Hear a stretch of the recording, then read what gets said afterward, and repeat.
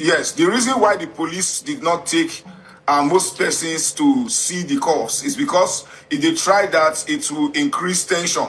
The Okay. corpse is in a government hospital in Warri, a government mortuary rather in Warri. The corpse is very safe, and the state police command has asked the family to come up for autopsy.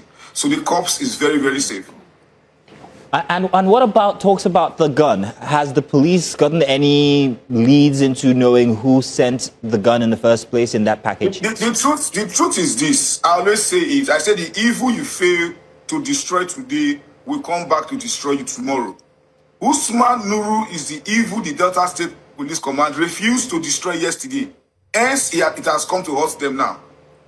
Nuru knows what he's doing. What Nuru did was to kill the line of investigation from getting into the sender. Now, Nuru works in Jesse previously. Jesse has a close proximity to Saple. If you watch that young man crying to say, I will take you to the place in Saple, I guess that was the main reason why Nuru quickly killed him. Because Nuru knows that his crime and criminality will be exposed since he has worked in that area and he tends to know too much in that area. Now, Efemena, now that you've gone there, can you just give us some stories about this guy, Nuru? You said, yes. No, okay, wait. Why Nuru was in GC, it was my complaint to the Commissioner of Police Delta that took him from GC where he did a similar gun issue. He arrested somebody with a cut-to-size gun.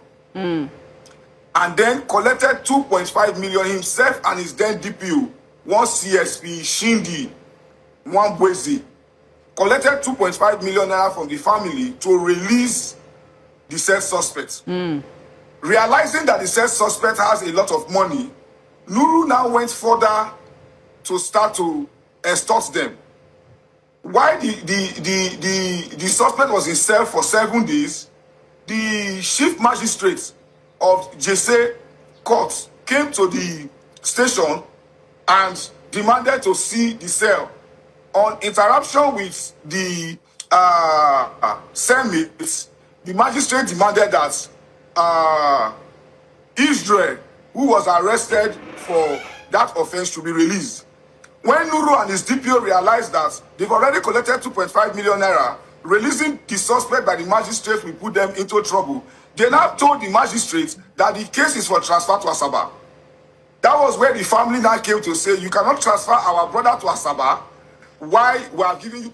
It is very obvious to me that the police obviously have no clue as to what happened in 2020 when the youths hit the streets with the hashtag #EndSARS. I thought they said there were police reforms.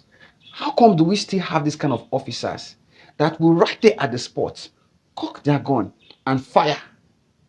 It's not scary. Now, it's not just about the particular officer that fired the weapon. Every other officer that stood around that place and watched. If you can watch that video, you see that there was one other officer that helped in exchanging the magazine. Is it not scary? If it is not bandits, it is police officers. If it's not police officers, it is bandits. It is time for us to hold our government accountable. Because the elections are drawing near. The campaign is about to start. And they are going to keep on going around and campaigning from city to city, from town to town, from village to village.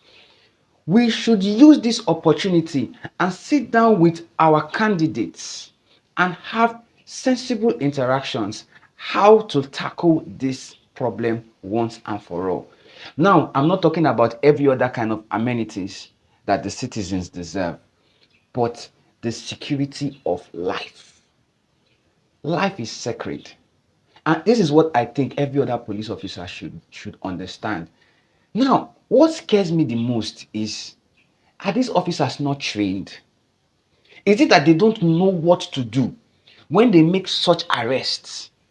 Is it that they don't know that they will take the person, put him in custody, take the evidence, and go through the proper judicial process to prosecute that individual?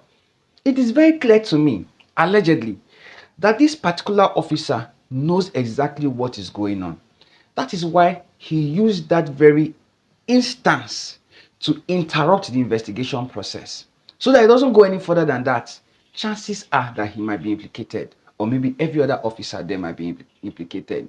It's obvious that there's a whole chain of command. There's a whole cartel involved in weapon smuggling. Now, these are just things that, of course, happen in the underworld that is not very clear to us. And this is just a sneak peek of it showing up to the reality for us to see. And before it can go any further, someone cut it off immediately. So not everything is as it seems. My brothers and sisters, not everything is as it seems. So this is the chance that we make sure that we follow this case to the very end. I'm not saying that we should pick up weapons and hit the streets and start causing mayhem and destroying things. All I'm saying is that we must follow this case to the very end and make sure that we get justice. Justice for the family. Majority of us are out here watching this on the internet and just going about our daily business. Let's make sure that we follow the case to the very end and get justice for this individual, because it could have been anybody. Any other person could have fallen victim to this kind of, as far as I'm concerned, this is a slaughter, a public slaughter. You just take someone and you slaughter him, the person, in public like an animal. One person became the judge and became the adjudicator of justice right there on the spot. I'm scared. Honestly, I'm scared for my life. I'm scared for the life of my brothers, my friends. I'm scared.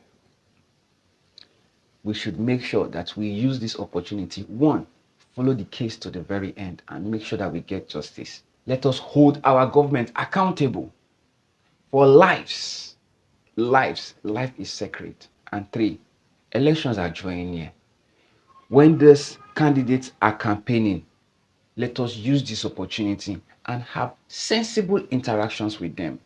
If you watch this video to this very point, I'd like to know your thoughts in this comment section. Do you think it's time for another hashtag NSAS? Do you think that it's reasonable for us to hold our government accountable?